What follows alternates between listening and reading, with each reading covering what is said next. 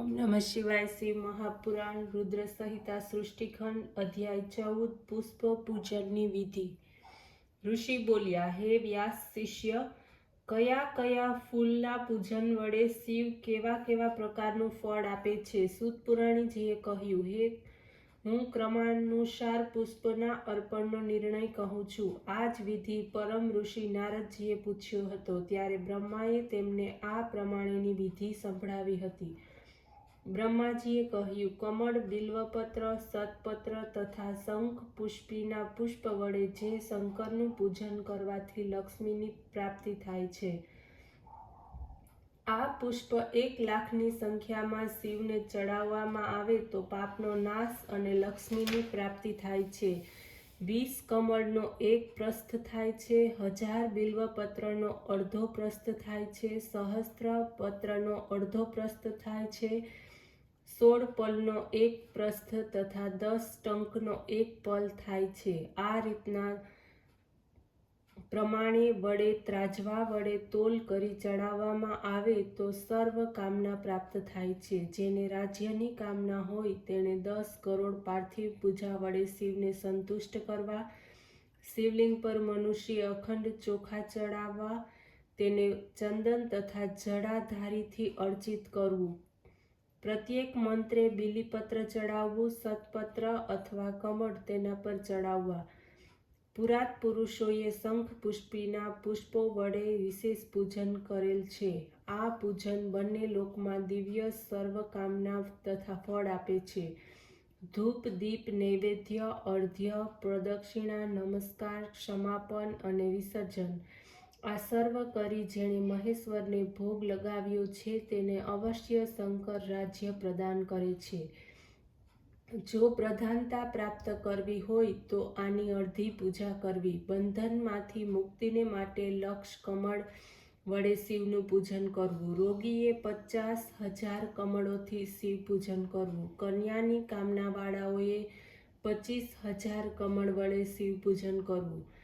વિદ્યાર્થી કામનાવાળી વ્યક્તિએ તેથી અડધું, વાણીની કામનાવાળીએ ઘી વડે, શત્રુ ઉચ્ચાટન માટે પણ, તેમજ મારણમાં લક્ષ તથા મોહનમાં 50,000 કમળનું પૂજન કરવું। રાજાના વશીકરણ માટે 10 લાખ, યશને માટે તેટલા જ અને વાહન વગેરેની પ્રાપ્તિ માટે 1,000 કમળથી પૂજા કરવી જોઈએ। જ્ઞાનના માટે લોકનું કલ્યાણ કરનાર શંકરે 1 કરોડની પૂજા કરવી જોઈએ। શિવ દર્શનની ઈચ્છાવાળાએ તેથી અડધી પૂજા કરવી જોઈએ। અન્ય કામનાવાળાએ મહામૃત્યુંજયનો જપ કરવો। 5 લાખ જપ કરવાથી શિવ પ્રત્યક્ષ થાય છે। ભક્તિની કામનાવાળાએ કુશથી પૂજન કરવું। આ પૂજનમાં સર્વત્ર લાખની ગણના જાણવી। આયુષની કામનાવાળાએ દુર્વાથી, પુત્રની ઈચ્છાવાળાએ લાલ દાંડીવાળા ધતુરાથી પૂજા કરવી। અગત્યાના ફૂલના પૂજનથી અત્યંત યશની પ્રાપ્તિ થાય છે। તુલસીના પૂજનથી ભુક્તિ મુક્તિ મળે છે। કુબજ, બલહાર તથા આંકડાના ફૂલના પૂજનથી પ્રતાપ વધે। જયા ફૂલ વડે પૂજતા શત્રુનો નાશ થાય છે। રોગ તથા ઉચ્ચાટનના કરવીના ફૂલ વડે પૂજા કરવી। ચમેલીના ફૂલ વડે ભૂષણ તથા વાહનની પ્રાપ્તિ। અળસીના ફૂલ વડે વિષ્ણુને પૂજવાથી વિષ્ણુપ્રિય થવાય છે। જુઈના ફૂલ વડે પૂજવાથી ઘરમાં ધાન્યનો વધારો। કારણિકારના ફૂલના પૂજનથી વસ્ત્ર તથા સંપત્તિ મળે છે। નગોડાના ફૂલ વડે મન નિર્મળ થાય છે। હારશિંગારના ફૂલ વડે પૂજવામાં આવે તો સુખ સંપત્તિ વધે છે। રાયના ફૂલથી પૂજન કરવામાં આવે તો શત્રુઓનું મૃત્યુ થાય છે।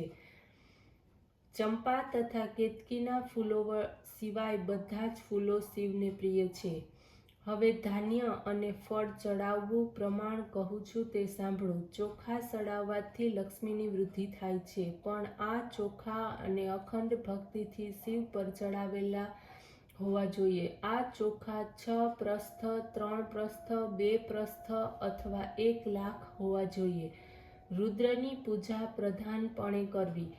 આ ઉત્તમ ચોખા અર્પણ કરવાની વિધિ છે। ઉપરાંત એક સુંદર વસ્ત્ર શિવ ઉપર ચડાવવું। વળી એક શ્રીફળ તથા ગંધ પુષ્પ વગેરે ચડાવવા, ધૂપ તથા દીપ આપવાથી પૂજાના ફળની પ્રાપ્તિ થાય છે. પ્રાજાપત્ય અથવા એક માસા જેટલું રૂપ આપવું. ઉપદેષ્ટાને શક્તિ અનુસાર દક્ષિણા આપવી. 12 બ્રાહ્મણોને ભોજન કરાવવું. પૂજા સાંગ મંત્રપૂર્વક કરવી. અહીં મંત્રની 108 વિધિ પણ કહેવામાં આવી છે. 1 લાખ તલ ચડાવવાથી મહાપાપનો નાશ થાય છે. 11 પલ અર્થાત 66 માસા 1 લાખ તલ બરાબર થાય છે. હિત કામનાથી પૂર્વ સમાન પૂજા કરવી જોઈએ. 8 લાખ જપ વડે શિવની પૂજા કરવાનું કહેલ છે.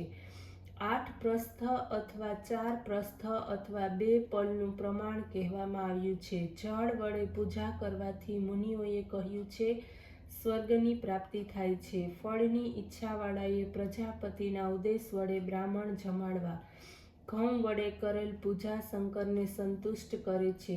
1 લાખ ઘઉં વડે શંકરની પૂજા કરવાથી સંતાનની પ્રાપ્તિ થાય છે. 8 શેર ઘઉંનું પ્રમાણ 1 લાખ જેટલું થાય છે. મગ વડે પૂજા કરવાથી શિવ સુખ આપે છે. 7 પ્રસ્થ અથવા અડધા પ્રસ્થ વડે શિવનું પૂજન કરવું જોઈએ. 2 પલના માપથી 1 લાખ મગ થશે. કાંગ વડે પૂજન કરવાથી ધર્મ, અર્થ, કામની વૃદ્ધિ થાય છે. તેમાં 12 બ્રાહ્મણનું પૂજન કરાવવું જોઈએ. રાય વડે શિવનું પૂજન કરે તો શત્રુઓનું મૃત્યુ થાય છે. 20 પલમાં 1 લાખ રાય થાય છે. હે મુનિવર, 1 પ્રસ્થમાં લાખ શંખ પુષ્પનું માપ કહ્યું છે. 11 પ્રસ્થમાં 1 લાખ ચમેલીના ફૂલ થાય છે. તેટલું જ પ્રમાણ જુઈ છે રાયનું, તેથી અડધું છે. કિર્ણકાર, સરસ, બપોરિયાનું ફૂલનું પ્રમાણ 10 શેરમાં 1 લાખ થાય છે. હવે ધારા પૂજાનું મહાફળ કહું છું. ભક્તિપૂર્વક વિધાન કરી શિવ પર જળ ધારા કરવી. જવર તથા સન્નિપાતની શાંતિ માટે જળની ધારા અત્યંત સારી છે. શતરુદ્રી મંત્ર અથવા 1-10 રુદ્ર મંત્રથી જપ કરવો. રુદ્રજાપ, રુદ્ર સૂક્ત, પુરુષ સૂક્ત, સડંગ અથવા મહામૃત્યુંજય, ગાયત્રી અથવા અંતે નમઃ લગાડી ઓમકાર મંત્ર અથવા અન્ય શાસ્ત્રોક્ત મંત્ર વડે જળ ધારા કરવી. ધારા પૂજન શુભ અને સંતાનવર્ધક છે. ગુરુથી તેની સમજણ પ્રાપ્તિ કરી લેવી. ઘરમાં નિત્ય કલહ થતો હોય તો શિવજી પર જળની ધારા કરવામાં આવે તો બધાના દુઃખો દૂર થાય છે.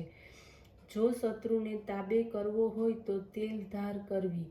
મધથી શિવની પૂજા કરવામાં આવે તો રાજા થાય. શેરડીના રસથી પૂજા થાય તો આનંદની પ્રાપ્તિ થાય છે. જો ગંગાજીના જળની ધારાથી અભિષેક થાય તો ભૂખથી મુક્તિ પ્રાપ્ત થાય છે. હે મુનિશ્રેષ્ઠ, આપે જે પૂછ્યું તે બધું જ મેં તમને કહ્યું છે. જે હિતકારી છે, જે સ્કંદ તથા ઉમા સહિત શિવનું પૂજન કરે છે તે પુત્ર પૌત્રાદિકની સાથે સંપૂર્ણ સુખ પ્રાપ્ત કરીને અંતે મહેશ્વર લોકને પ્રાપ્ત થાય છે. ઓમ નમઃ શિવાય.